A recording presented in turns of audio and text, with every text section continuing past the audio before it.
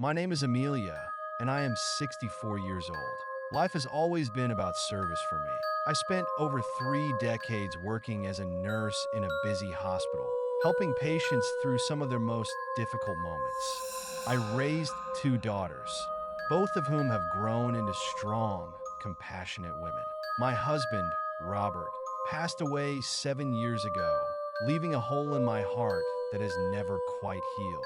Since then, I've tried to fill my days with purpose, volunteering at the local food bank, joining a quilting circle, and spending as much time as I could with my grandchildren. But despite all the busyness, there's always been a part of me that felt incomplete. I've always believed in God and the promise of life after death, but I never truly contemplated what might await me on the other side.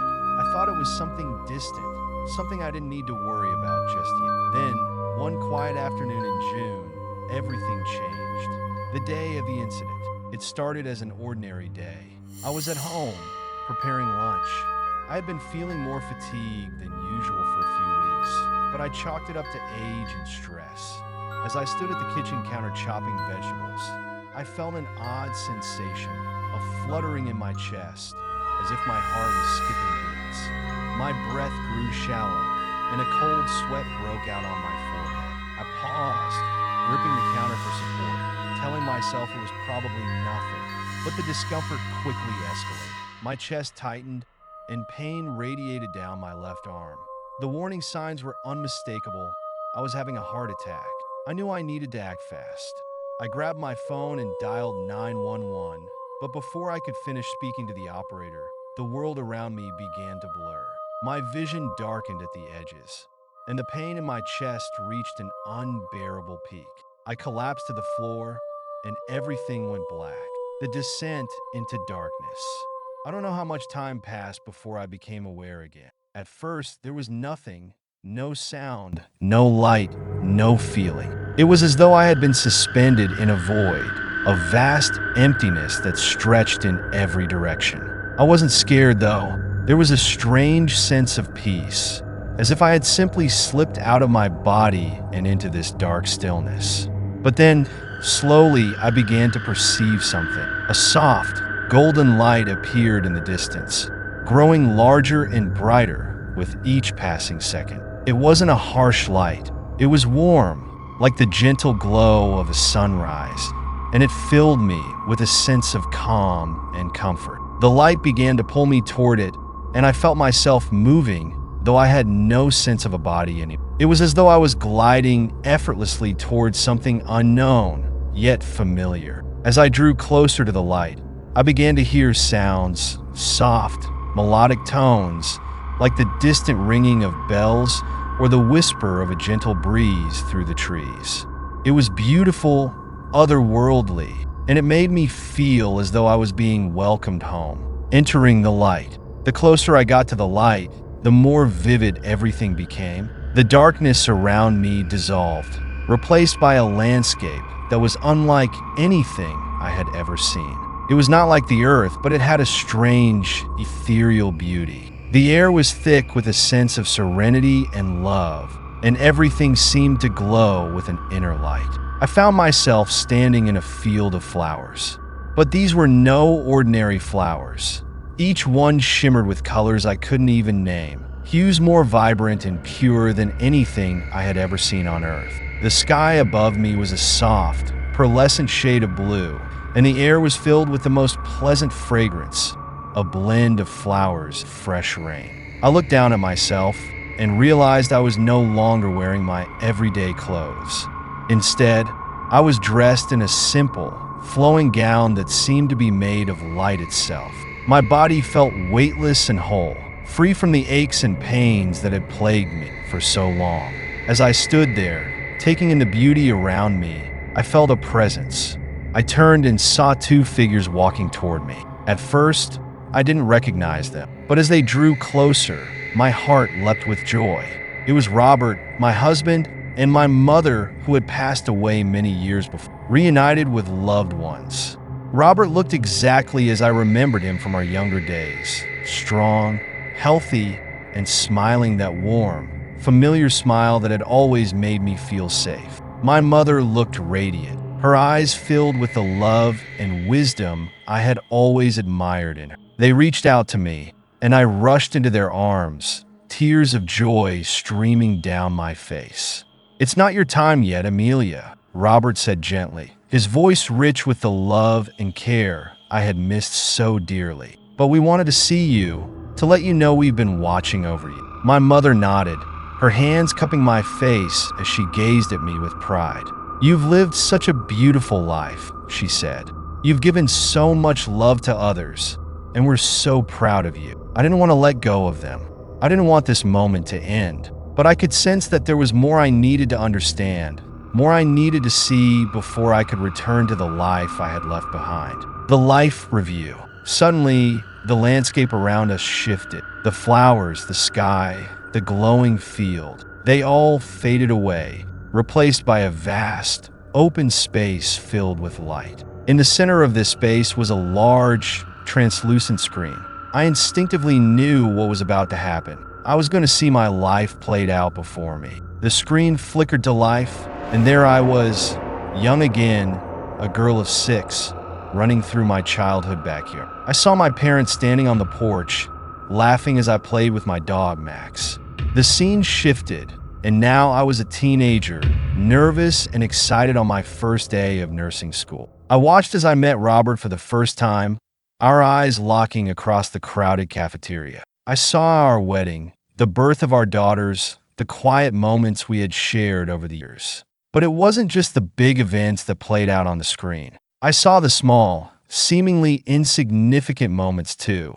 The time I comforted a scared patient in the hospital, the evenings spent reading bedtime stories to my children, the kindness I had shown to a stranger at the grocery store. Every act of love, no matter how small, was highlighted in brilliant detail. And then came the harder moments, the arguments with Robert, the times I had been short-tempered with my children, the moments of doubt and insecurity. I felt the pain I had caused others, even unintentionally, and it brought tears to my eyes.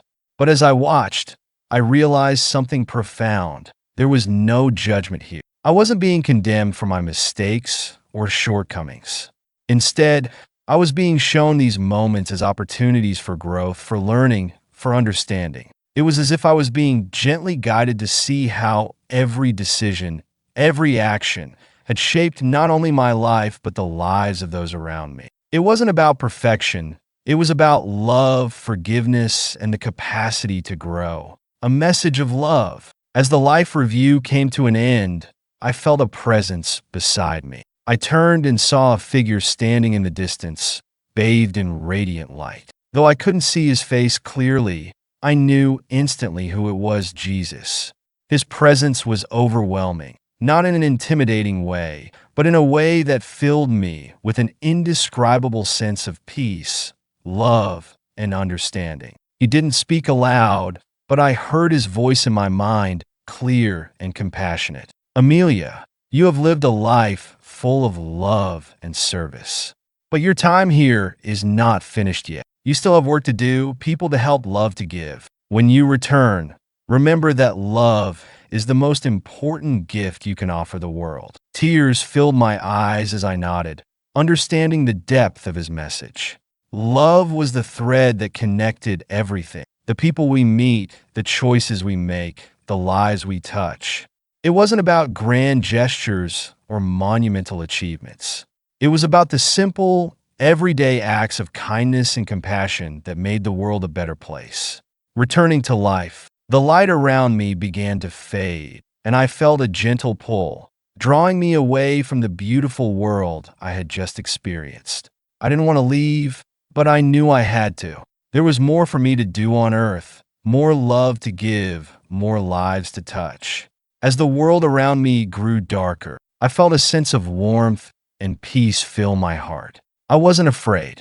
I knew I wasn't alone, and I knew I would carry the lessons of this experience with me for the rest of my life. When I opened my eyes, I was lying in a hospital bed. The bright lights above me were harsh, and I could hear the steady beeping of machines monitoring my heart. My daughters were standing by my bedside, their faces filled with worry and relief. "Mom, you're awake."